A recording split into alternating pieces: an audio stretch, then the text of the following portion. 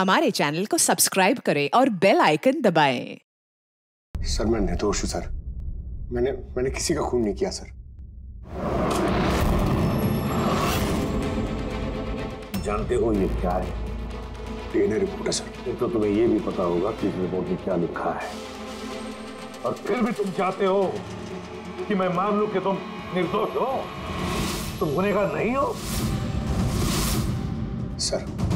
Sir आपने हमेशा हमें ये सिखाया सर कि सच से बड़ा दुनिया में कुछ भी नहीं है सर। इस केस की भी यही सच्चाई है सर। मैंने किसी का खून नहीं किया सर, मैं सच कह रहा हूं। अगर तुमने खून नहीं किया है तो फिर तुम्हारा खून उस हथियार पे कैसे पंकज? मुझे नहीं पता सर। कैसे नहीं पता तुम्हें? हा?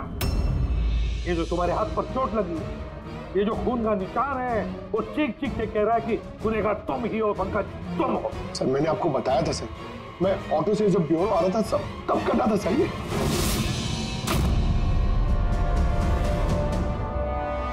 सर ये भी हो सकता है कि कोई पंकज को फंसाने की कोशिश कर रहा हो। पंकज, जिस आदमी ने तुम्हारा हाथ काटा था शायद वही तुम्हारे खून का सैंपल लेके गया हो क्राइम सीन पे डालने के लिए। सर नहीं सर, सैंपल नहीं हो सकता उसके पास। उसने जैसे मेरा हाथ काटा था सर तो वो चला गया था और खून तुरंत नहीं आया था सर, थोड़ा टाइम लगा था। उसके पास मेरा सैंपल नहीं हो सकता सर। अगर तुम्हारा खून किसी ने नहीं दिया तो फिर तुम्हारा खून क्राइम सीन पर सिर्फ एक ही तरीके से जा सकता है पंकज, और वो भी तब जब तुम वहां खून करने गए थे तब। ये क्या बात हुई सर? अगर पंकज को झूठ बोलना होता, हमें गुमराह ही करना होता तो ये बोल सकता था कि इसका सैंपल कोई लेके चला गया है, मगर इसने सच बोला। इसका सच कोई मायने नहीं रखता क्या सर? हाँ अभिजीत, सच बहुत मायने रखता है, लेकिन फिलहाल इस केस का सच यही है, इस खून का एक ही सस्पेक्ट है और वो है पंकज।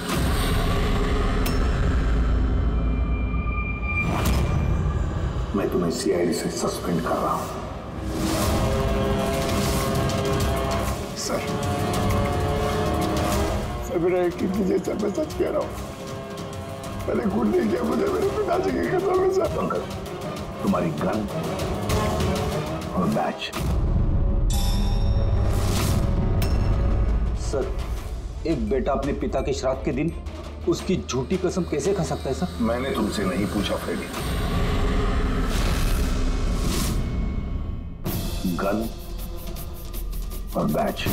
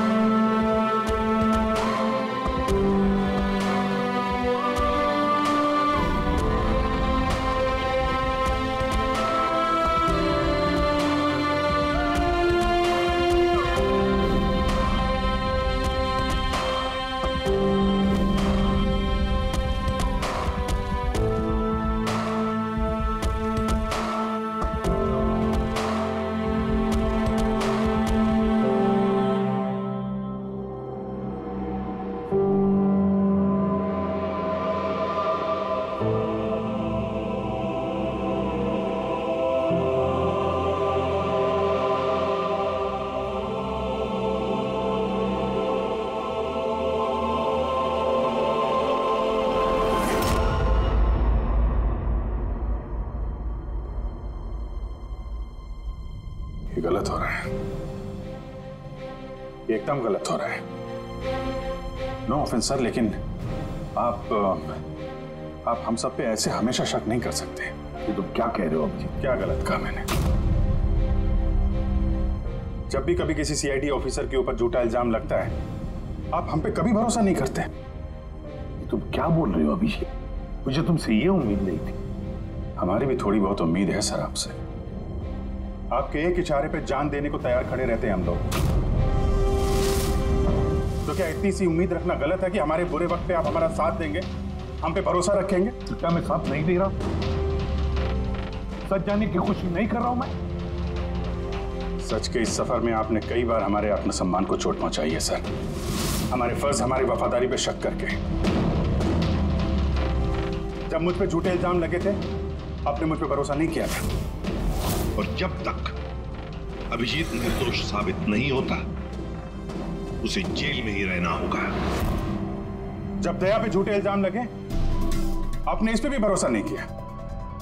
मगर शायद आप ही एक बात भूल गए, एक बार आप पे भी ऐसा झूठा इल्जाम लगा था।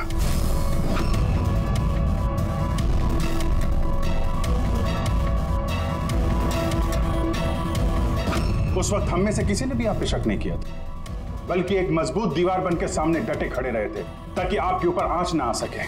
तो क्या आप वो हमारी हिम्मत, वो ताकत नहीं बन सकते सर? अभिजीत, मुजरिम से भी ज्यादा खतरनाक होता है एक इमोशनल सीआईडी ऑफिसर। तुम इमोशनल बन गए हो अभिजीत। मैं तुम्हें इस केस से हटा रहा हूं।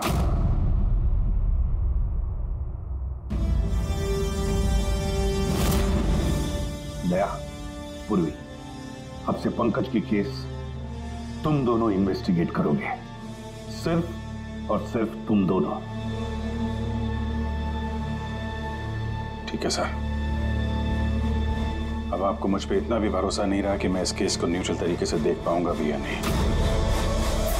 इतने साल की ड्यूटी का ऐसा मेडल तो किस्मत वालों को मिलता है। Thank you sir.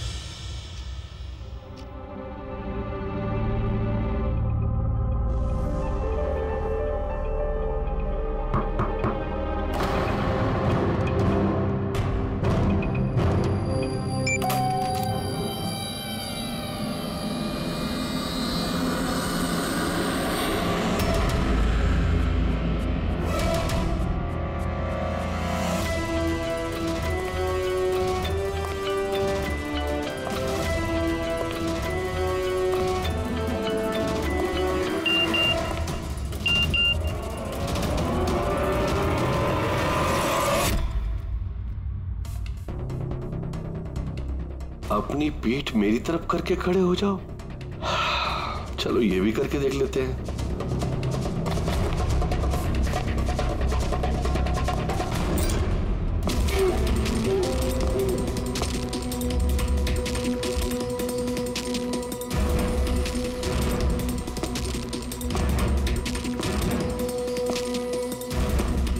आप आ गए सर? मैं आप ही का इंतजार कर रहा था। आप देखिए वहां फाइल पड़ी है, उसमें पूरा फाइनेंशियल प्लान पड़ा हुआ है और मुझे पूरा यकीन है कि आपको बहुत पसंद आएगा।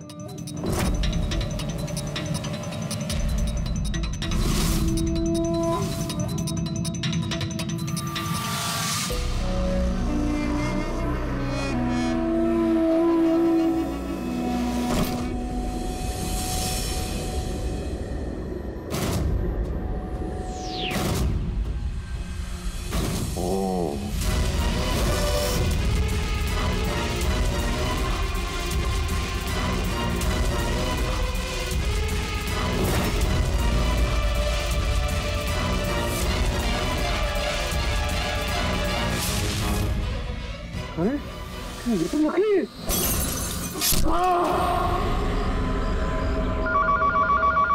हेलो एसीपी प्रद्युमन है। कब? अच्छा ठीक है।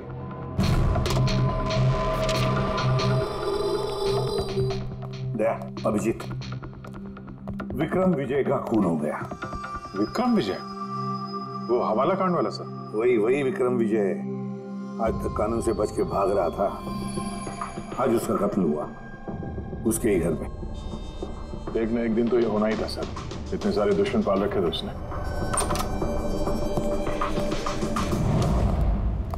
सर, रियली सॉरी सर, थोड़ा लेट हो गया। क्या बात है पंकज, कहाँ रह गए थे तुम?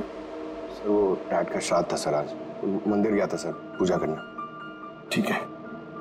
और ये हाथ में क्या हुआ? सर ये आते हुए लग गया, मामूली चोट है, इतना जोर से नहीं लगा सर। ठीक है, तैयार हो जाओ, एक मर्डर केस आया हुआ है। अब ये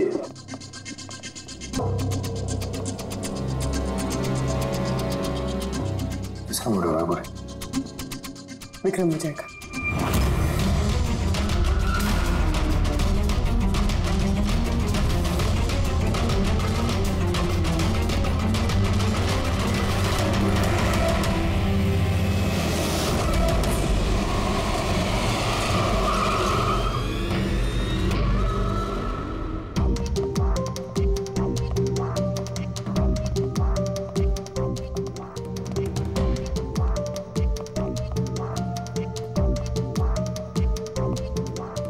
सीआईडी? जी हाँ। सर मैं गोपाल हूँ, विक्रम सर का मैनेजर। ये तीनों कौन?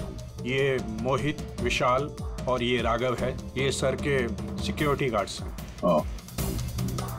और आप? ये विक्रम सर की वाइफ हैं, मधु मैडम, और बाकी सब स्टाफ है। बॉडी कहाँ है? सर बॉडी अंदर है। ये गर्दन पे वार किया है, अब पेट और छाती पे भी मारा। धोनी पक्का करना चाहता था कि किसी भी तरीके से ये बचने ना पाए।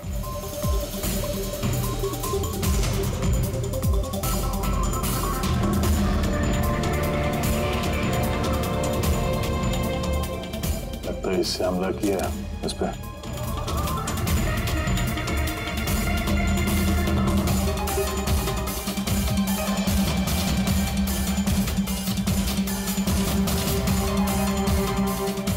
विक्रम के फोन पे आखिरी मैसेज किसी अननोन नंबर से आया। अपनी पीठ मेरी तरफ करके खड़े हो जाओ। पीठ मेरी तरफ? मतलब वो आदमी इसको अपना चेहरा नहीं दिखाना चाहता था क्या?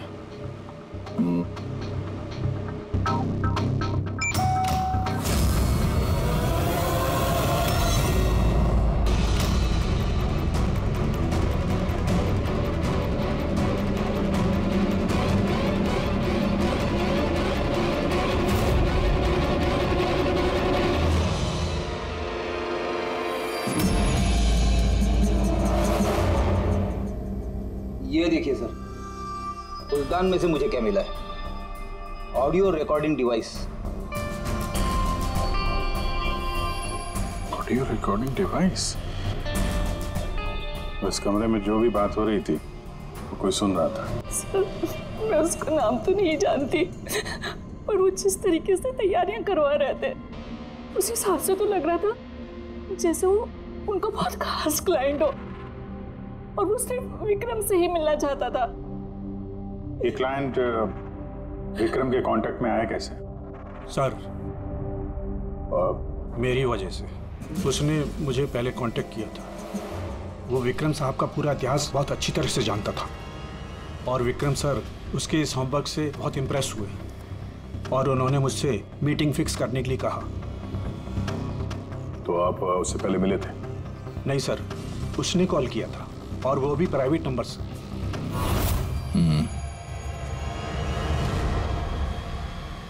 तो आप लोगों ने मीटिंग से पहले पूरी तैयारी कर ली थी? हाँ जी सर। उस कमरे को अच्छी तरह से चेक कर लिया था? हाँ। तो फिर ये ऑडियो की रिकॉर्डिंग डिवाइस ये कमरे में कैसे पहुंची? सर ये कहाँ से आया? लॉकआउट में वो तो तूने चेक किया था ना मोहित? मैंने ही चेक किया था सर, लेकिन मुझे फ्लैप आउट में दिखा नहीं था। दिखा नहीं था? जी नहीं। अच्छा, ऐसे कैसे दिखा नहीं था? ब्यूरो चल, वहां पे अच्छे अच्छे को दिखने लगता है।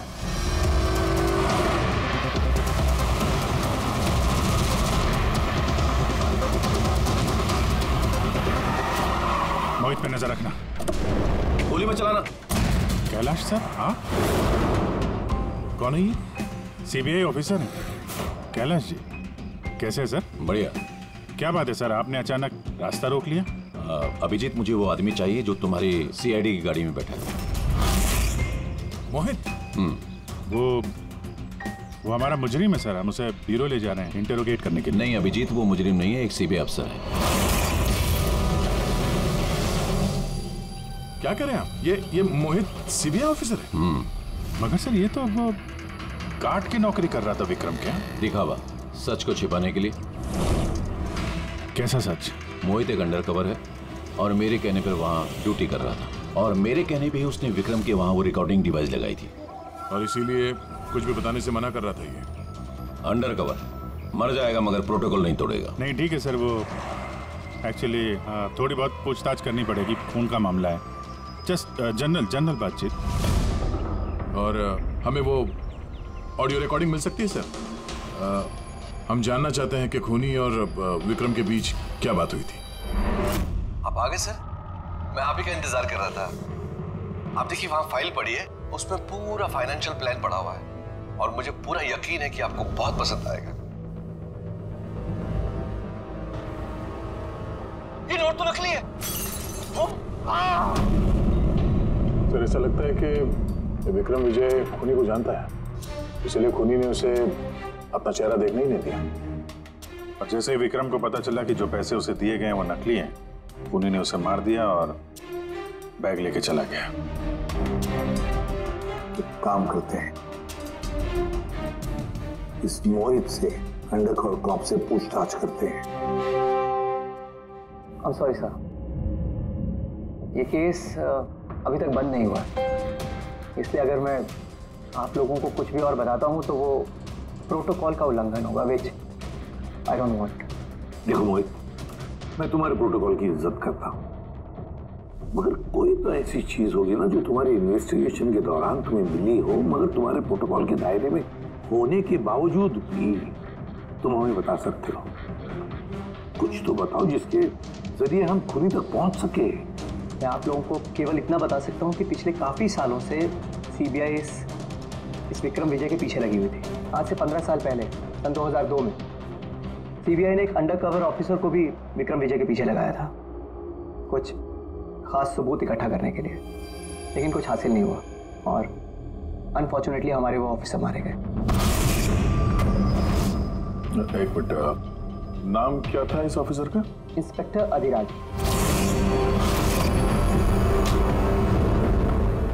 इंस्पेक्टर अधिराज। इस बोतल पे जो खून है, इस खून में विक्रम की डीएनए के अलावा किसी और का भी डीएनए। विक्रम के डीएनए के अलावा किसी और का भी डीएनए है? तेरे कहने का मतलब है कोई और भी था? कौन था सालुंखे? तो अपने क्रिमिनल डाटाबेस में कंपेयर करके देखा, मैच करके देखा तूने? उसकी जरूरत नहीं पड़ी। जरूरत नहीं पड़ी का क्या मतलब है सालुंखे? किसका डीएनए है वो? वो डीएनए पंकज का है। What? वो डीएनए पंकज का है? हमारे पंकज का? हमारे पंकज का। यार ये कैसे हो सकता है? CID officer Pankaj, CID officer Pankaj खून कर सकता है? हमारा एक ऑफिसर खून में। लेकिन सर पंकज खून क्यों करेगा? वही तो, सीआईडी ऑफिसर खून क्यों करेगा? सर, विक्रम के घर से 1 किलोमीटर की दूरी पर पुलिस को एक लावारिस मोटरसाइकिल मिली है सर। किसकी मोटरसाइकिल है वो? सर वो पंकज की है।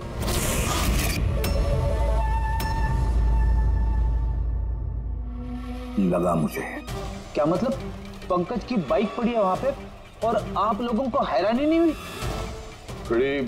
विक्रम विजय जिसकी मौत हुई है आज, 15 साल पहले अधिराज जी, पंकज के पिता, एक अंडरकवर कॉप, बॉडीगार्ड बन के विक्रम विजय के खिलाफ सबूत इकट्ठा कर रहे थे और उसी दौरान वो मारे भी गए। मतलब सर, पंकज को ये लगता है कि उसके पिताजी की मौत के पीछे विक्रम विजय का हाथ था और इसीलिए उसने अपने पिताजी की मौत का बदला लेने के लिए।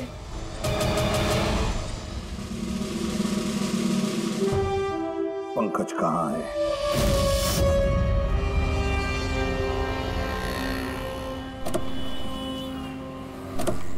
अरे सर, आप लोग? यही सवाल तो हम भी तुमसे पूछने वाले थे। तुम यहाँ क्या कर रहे हो? तुम तो बीमार थे ना? अरे सर, बाइक चोरी हो गई थी मेरी। ये सामने पुलिस स्टेशन में रिपोर्ट लिखाने आया था। ये देखिए। हमें पता है तुम्हारी बाइक कहाँ है। आप लोगों को कैसे पता सर? तुम्हारी बाइक विक्रम विजय के घर के पास मिली है। वही विक्रम विजय जो तुम्हारे पिता का खूनी है। जब ब्यूरो में एसीपी साहब ने बताया कि विक्रम विजय का खून हुआ है तो तुम्हें पता था ना कि वही विक्रम विजय है? हाँ सर। अरे तो ब्यूरो में क्यों नहीं बताया तुमने? तुम्हें बताना चाहिए था ना कि विक्रम विजय तुम्हारे पिता का खूनी है। सर, डैड का श्राद्ध था सर। मंदिर से ब्यूरो आ रहा था, उनके बारे में सोच रहा था, ये न्यूज आ गई। एकदम हिल गया था सर, समझ में नहीं आ रहा था क्या करूं। और ये हाथ जो तुम्हारा कटा हुआ है, एग्जैक्टली हुआ क्या था? सर, ये तो जब मैं मंदिर से ऑटो पकड़ के आ रहा था,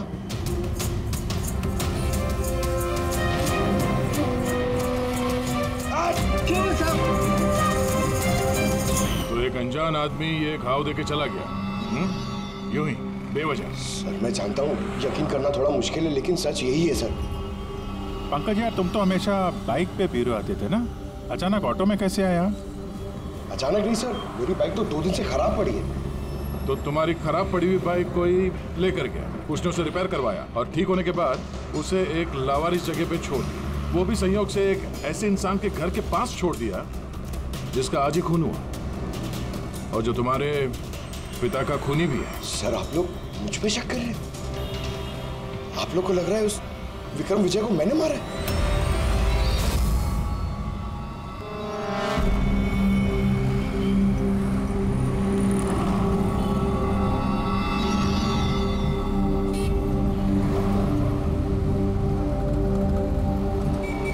अगर ये पंकज अपने घर से विक्रम के घर पे गया होगा तो वो यहाँ इस जंक्शन से गुजरा होगा।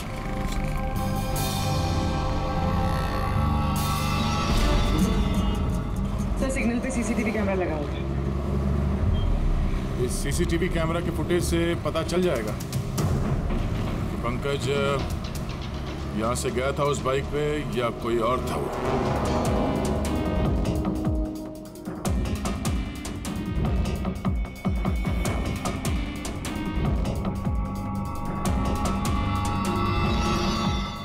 एक मिनट रिवाइंड करना,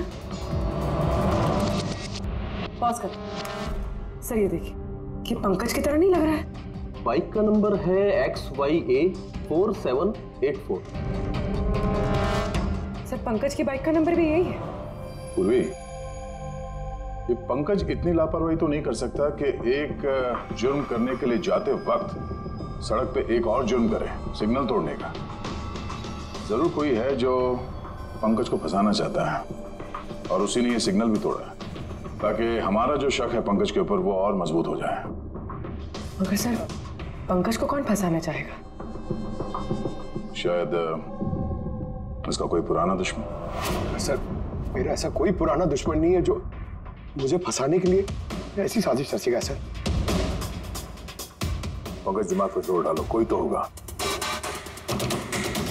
नहीं सर, अगर तुम्हारा कोई दुश्मन नहीं है तो फिर ये खून तुमने ही किया है। तुमने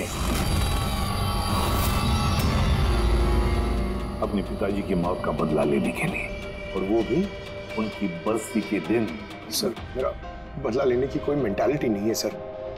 मैं खूनी नहीं हूं सर, मैं एक CID ऑफिसर हूं। जहां तक पिताजी की बात है सर, मैंने तो उन्हें ठीक से देखा भी नहीं है। सर मुझे तो ऐसा कुछ याद भी नहीं है जो उन्होंने हमारे साथ कोई अच्छा टाइम स्पेंड किया हो या हमारे साथ रहे हो। सर उन्हें तो फर्क भी नहीं पड़ता होगा कि उनका कोई बेटा है जिसे उनकी जरूरत भी है। सर मतलब तुम्हारे पिताजी के साथ तुम्हारे संबंध अच्छे नहीं थे? सर वो एक अंडरकवर कॉप थे सर। वो ज्यादातर अपने काम में ही बिजी रहते थे। घर गृहस्थी परिवार बच्चे इनसे उनका कोई लेना देना नहीं था सर। मुझे तो सिर्फ मेरी माँ ने पाला है सर। लेकिन फिर भी पंकज, तुम्हारी अपनी पिताजी के साथ कुछ ना कुछ तो यादें जुड़ी होंगी ना? कुछ भी? सर थोड़ा सा याद है मुझे सर। मुझे मेले में ले जाते थे सर वो, मगर मेले में ले जाने से पहले सर वो मुझे हॉस्पिटल ले जाते थे हमेशा। हॉस्पिटल में? वो क्यों? शायद बचपन में वो बहुत बीमार रहता था और वो हॉस्पिटल ले जाते थे और मुझे बहुत दर्द होता था सर। दर्द? पंकज, कहाँ दर्द होता था? सर पीठ में, यहाँ पे सर। पीठ में? पंकज, डॉक्टर क्या करते थे पीठ में? नहीं सर, ऐसा कुछ याद नहीं आ रहा सर। याद करो पंकज, याद करो। सोचो क्या करते थे? तुम्हारी पीठ में इंजेक्शन लगाते थे या पीठ में से खून निकालते थे? क्या करते थे? याद करो। सर ड्रिल मशीन से कुछ करते थे सर हॉस्पिटल में। क्या कहा? ड्रिल मशीन से? और उसके बाद तुम्हें पीठ में दर्द होता था? बहुत दर्द होता था सर। मैं हफ्तों तक सीधे बैठ भी नहीं पाता था। और फिर घर जाने के बाद तुम्हें नींद सी आती थी? कुछ अजीब सा लगता था? चक्कर आता था? हाँ सर। मेले में भी जब मैं घूमने जाता था तो नींद में ही रहता था सर। ऐसे चक्कर आते रहते थे सर बस। लेकिन सर इस बात का इस केस से क्या लेना देना? लेना देना है बस। मुझे लगता है इसके पिताजी ने इसकी बहुत छोटी उम्र में इसका बोन मैरो डोनेट करवा दिया था। लेकिन सर बच्चों का बोन मैरो डोनेट करवाना तो गैर कानूनी है ना?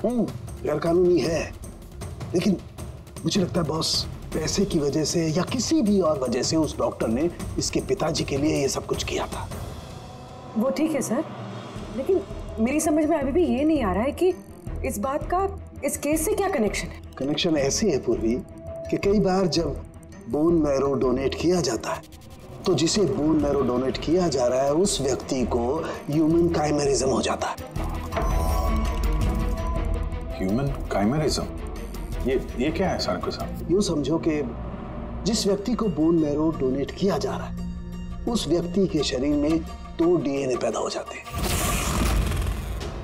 एक डीएनए वो जो उसका खुद का है ओरिजिनल, और दूसरा डीएनए वो जो बोन मैरो जिसका ट्रांसप्लांट हुआ है उसका। इसका मतलब है सर पंकज का बोन मैरो जिसे मिला शायद उसके खून में भी ये पंकज का डीएनए शामिल है। Exactly that. बस मुझे लगता है कोई बहुत ही खास होगा वो जिसके लिए पंकज के पिताजी ने ये सब कुछ किया। कोई ऐसा खास आदमी जो पंकज के पिताजी इंस्पेक्टर अधिराज के बहुत ही करीब था और उसकी मौत का बदला लेने के लिए उसने ये खून कर डाला। पर कौन?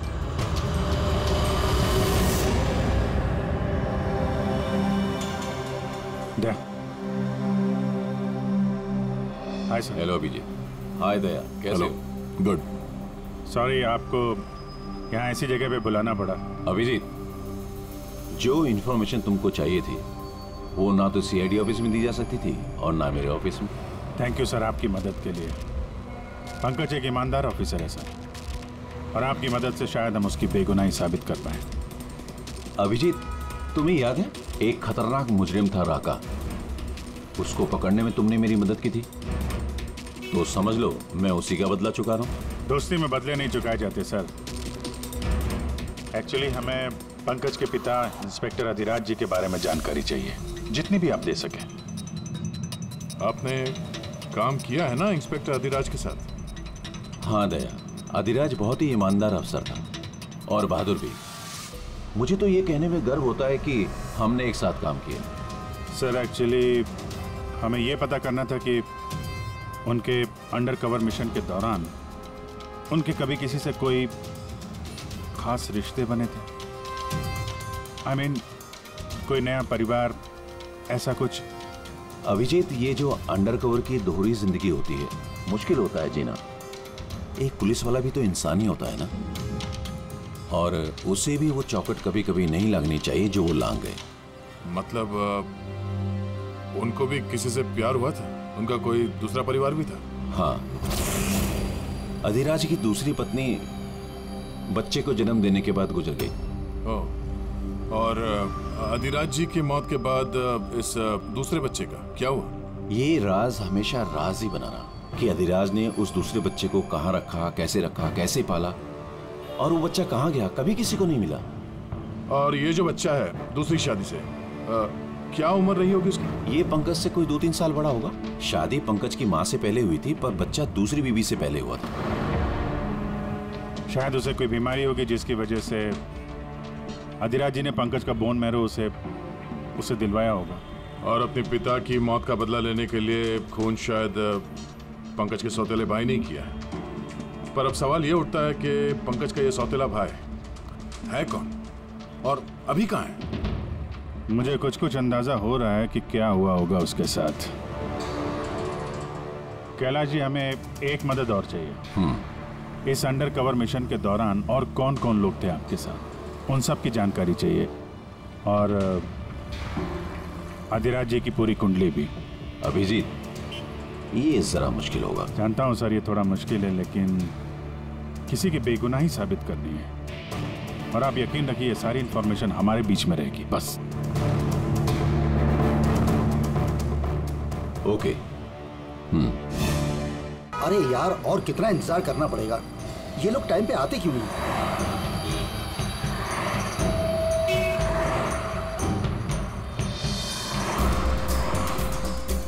अरे यार, आधे घंटे से इंतजार कर रहा हूँ। अरे मुझे आज ही पूरा पैसा चाहिए। अरे मुझे निकलना है इस शहर से आज ही। तेरा हिसाब तो मैं आज, अभी और इसी वक्त चुकता कर दूंगा।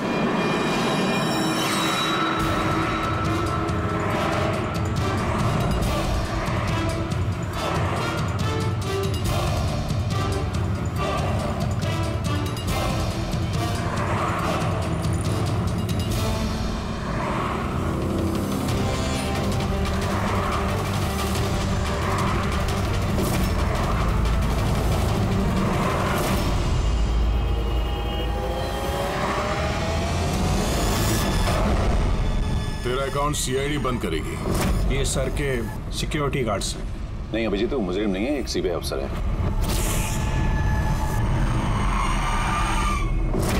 पिता के कर्ज को पूरा करना हर बेटे का धर्म होता है सर, और जो बेटा ऐसा करता है वही अच्छा बेटा कहलाता है, और वो हूं मैं। तुमने तो किया नहीं, मैंने लिया अपने पिता की मौत का बदला। देखो मोहित, तुम दोनों के पिताजी इंस्पेक्टर अधिराज एक नेक, ईमानदार और बहादुर इंस्पेक्टर थे। क्या लगता है तुम्हें, उन्हें तुम जैसे मुजरिम बेटे पर गर्व होगा या पंकज जैसे ईमानदार सीआईडी ऑफिसर पर? तो सच बात तो यह है कि पिताजी को हमेशा से इस पंकज पर गर्व था, और प्यार भी वो इससे ही ज्यादा करते थे। मुझे तो उन्होंने अनाथ आश्रम में डाल दिया था सर, ताकि उनके दूसरे परिवार पे कोई आंच ना आ सके। वो ये बात बताती तो हमारे पास आई क्यों नहीं? मैं तो भाई हूं तुम्हारा यार, हम दोनों मिलकर पकड़ते विक्रम को, और कानून के रास्ते। नहीं चाहिए थी मुझे तुम्हारी मदद। हमारे पिताजी के कातिल को कैसे पकड़ना है और कैसे उससे बदला लेना है, ये सारी प्लानिंग मैंने कर रखी थी सर, बहुत सालों से। और यही कारण है कि मैं सीबीआई ऑफिसर बना, और ठीक हमारे पिताजी की तरह ही एक अंडरकवर ऑपरेशन पे गया विक्रम विजय के खिलाफ। लेकिन इस बार उसे सजा दिलवाने के लिए नहीं सर,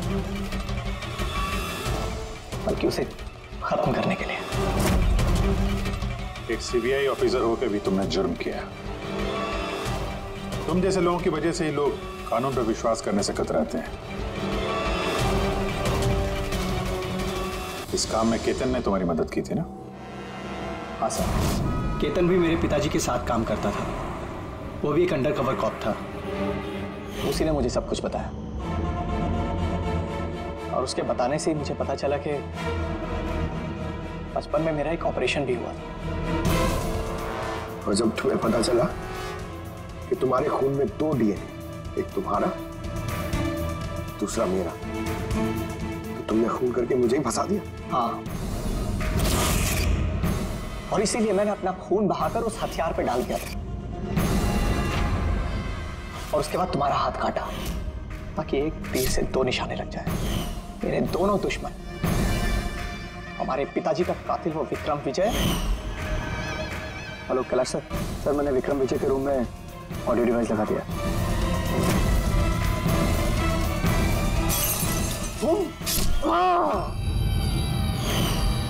और तुमसे इतनी नफरत क्यों है तुम्हें भाई? क्यों ना करो तुमसे नफरत? आज तक सब कुछ तो तुम्हें मिला है। हमारे पिताजी का नाम, उनका प्यार, उनकी इज्जत, सब कुछ। और दुख की बात तो यह है कि ये सब कुछ मिलने के बाद भी तुम्हें इतना सा भी होश नहीं था कि हमारे पिताजी का कातिल है कौन। अगर आज मैं नहीं होता तो हम दोनों के पिताजी का कातिल आज भी जिंदा होता और खुला घूम रहा होता। और तुम्हें क्या मिला हुआ है? जेल? और खून करके तुम्हारे पिताजी को क्या मिला मरने के बाद? शर्मिंदगी? सर एक बात पूछ सकता हूं आपसे? आप लोग मुझ तक पहुंचे कैसे? क्योंकि मैंने कोई कसर नहीं छोड़ी थी सारे सबूत पंकज के खिलाफ करने में। मोहित, हम जानते थे कि पंकज ऐसा कभी नहीं करेगा। और रही बात तुम तक पहुंचने की, जब हमें 2 डीएनए के बारे में पता चला तो हमने तुम्हारे पिताजी इंस्पेक्टर रजिराज का बैकग्राउंड चेक किया। उसमें हमें पता चला कि उनका और भी एक बेटा है, तुम। और फिर बस हमने उस बेटे की पूरी कुंडली निकाली, मतलब तुम्हारी। और फिर सारा मामला समझ में आ गया। बहुत गलत किया तुमने मोहित, बहुत गलत किया। कानून तुम्हें कड़ी से कड़ी सजा देगा, शायद उम्र कैद या फांसी।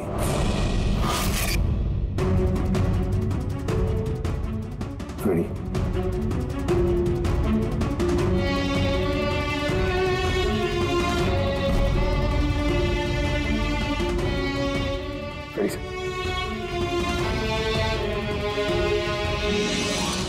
मैं जानता हूं तुम्हारे दिल में सिर्फ मेरे लिए कड़वाहट है, मगर मुझे पता ही नहीं था कि मेरा कोई एक भाई है। मुझे नहीं मालूम कि तुम्हारे साथ क्या होने वाला, मगर तुम एक बात हमेशा याद रखना, मैं तुम्हारा इंतजार कर रहा हूं। I'll wait for you.